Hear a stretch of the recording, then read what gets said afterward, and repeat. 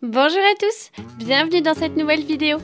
Aujourd'hui, on se retrouve pour une page de scrap au format 30-30 et pour cela, je vais utiliser ce petit bloc de la collection du coup Sweet Story de Crate Paper réalisé avec Maggie Holmes. Je vais également utiliser deux feuilles de ce grand bloc de papier que j'ai depuis très longtemps et que j'aime énormément. Franchement, les papiers sont magnifiques à l'intérieur. Il y en a qui ont des paillettes. Celui que je vais utiliser pour fond de page est du coup celui avec cette citation. Et la citation sur le côté est rose à paillettes. Elle est franchement trop belle. Pour commencer, je suis venue simplement sélectionner du coup des papiers qui allaient bien avec ma photo. Comme vous pouvez le voir, je vais scraper aujourd'hui une photo qui date de l'été dernier, une photo prise à la plage de mon chéri et moi, puisque je vous avais montré ça en story sur Instagram. Le jour où je l'ai scrapé, il faisait vraiment moche à Nantes et j'avais envie de mettre un petit peu de soleil dans ma vie, on va dire. Donc voilà, j'avais envie de scraper des souvenirs ensoleillés. J'avais très envie d'utiliser cette page qu'on pourrait définir comme arc-en-ciel, cette page entière que j'ai posée du coup sur ma feuille au format 30-30. Je voulais l'utiliser comme telle, j'avais pas du tout envie de la découper, j'avais envie de l'utiliser entière et du coup ça a un peu été ma palette de couleurs pour cette page de scrap. J'ai vachement utilisé de rose, un petit peu de moutarde et puis après les couleurs un petit peu saumon, orangé et puis du rose encore une fois. Dans ce papier, je suis venue découper une petite bannière. Et pour cette page, vous allez voir, je suis partie avec une idée plus ou moins en tête, mais j'ai pas franchement réussi à faire ce que je voulais. Et donc, j'ai mis un petit peu de temps à savoir où je voulais mettre chaque élément. Donc, j'ai commencé par découper ensuite dans mes papiers imprimés des petites bandes, en me disant que j'avais très envie d'utiliser du coup des petites bandes de différents papiers imprimés pour créer un genre de motif au niveau de ma photo et vous verrez qu'en fait je ne vais pas garder ce motif, c'est quelque chose qui n'allait pas je trouvais, du fait que j'avais très envie de garder une feuille entière du coup du petit bloc et le petit bloc du coup ce sont des feuilles de 15,2 sur 20,3 cm donc ça faisait bizarre je trouvais de garder des petites bandes et vous allez voir par la suite qu'en fait je vais me mettre un petit peu à tout déchirer sur ma page. Alors pas de panique, hein, je déchire pas la totalité du projet, mais je vais en fait déchirer énormément de bouts de papier, ce qui va m'éviter du coup d'avoir vraiment des angles très nets et très propres, ça me dérangeait un petit peu et c'est comme ça au final que j'ai réussi à m'en sortir dans cette page de scrap, comme quoi parfois déchirer son papier, et ben ça fait pas de mal.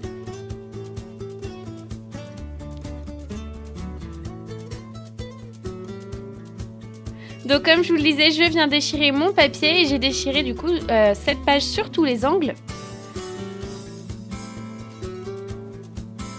Et ensuite, je me suis dit, bon, quitte à déchirer, pourquoi pas essayer de déchirer également les petites bandes que j'ai découpées, puisque cet effet trop net ne me plaisait pas forcément. Et au final, en fait, elles étaient beaucoup trop fines pour être déchirées. J'ai trouvé que ça rendait pas très bien.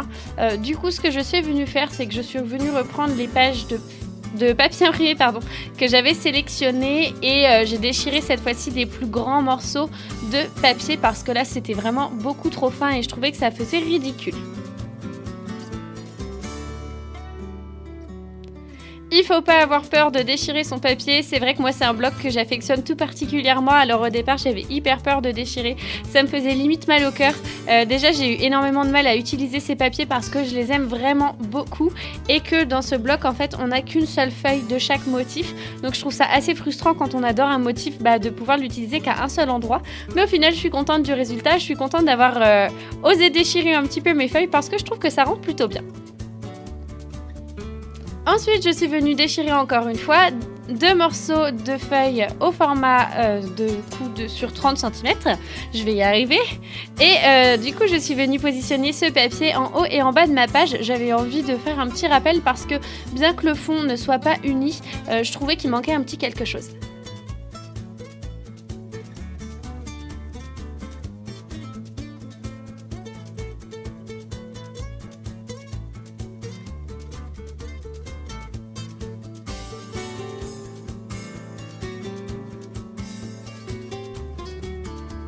Ensuite, je suis venue coller du coup mes bandes de papier et au départ, je les ai collées en haut de ma photo. Vous verrez par la suite que je vais même les décoller et les mettre plutôt au milieu pour laisser un petit peu d'espace en haut de la photo pour ajouter un peu de déco.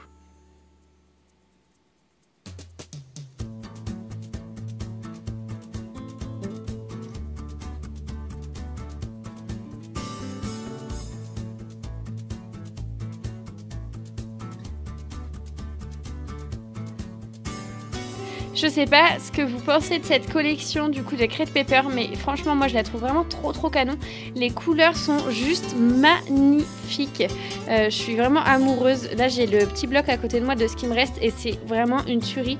J'ai trop envie d'en faire un mini album.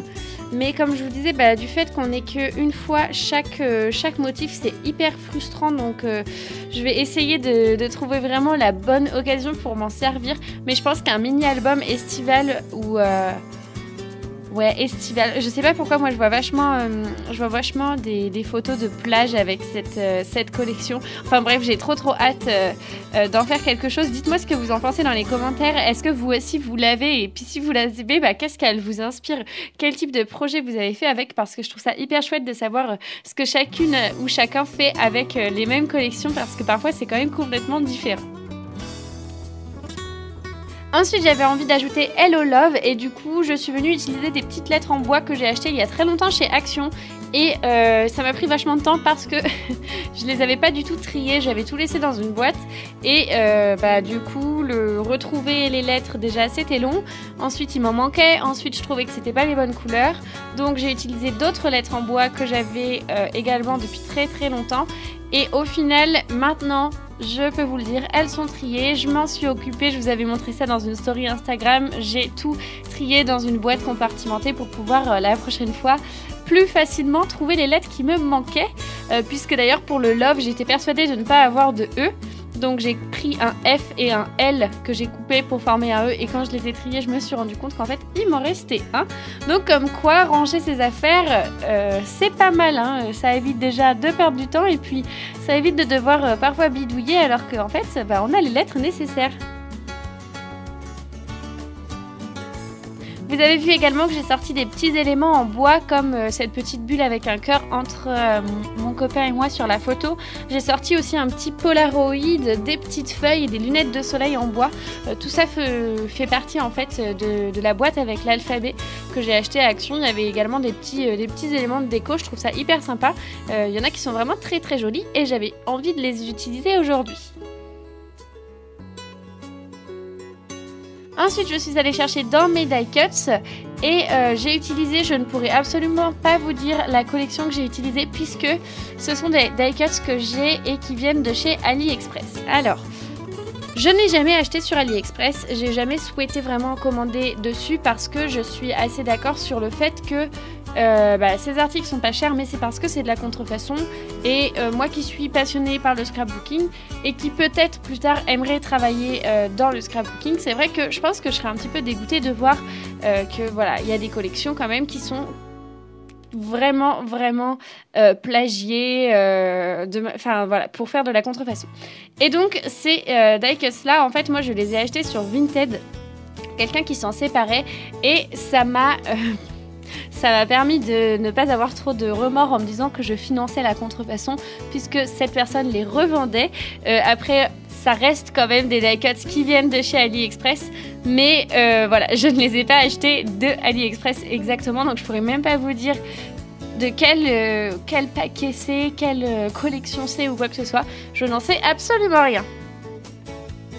Ensuite, avec du coup un stylo orange, je suis venue ajouter un petit peu de journaling. J'avais pas du tout envie d'ajouter de noir sur cette page parce que j'avais envie que ça reste très coloré. Et voilà le résultat. J'espère que cette vidéo vous a plu, que ça vous a inspiré. N'hésitez pas à me rejoindre dans les commentaires. Vous savez combien j'adore discuter avec vous. Et en plus, franchement, je vais être honnête, ça m'encourage énormément de voir que ce que je fais vous plaît. N'hésitez pas également à vous abonner si ce n'est pas déjà le cas.